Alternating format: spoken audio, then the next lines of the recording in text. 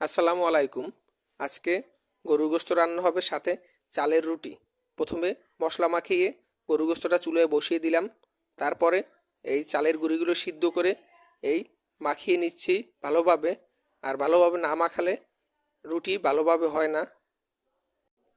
মাখানো শেষে সুন্দরভাবে পেড়া কেটে নিলাম। তারপরে শুরু হলো রুটি বেলার পর্ব।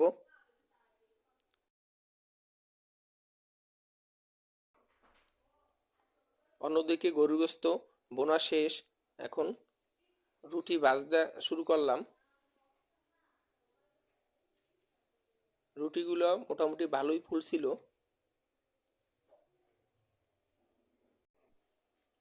রুটি ভাজতে ভাজতে এদিকে গরুর মাংস প্রায় রান্না শেষের দিকে।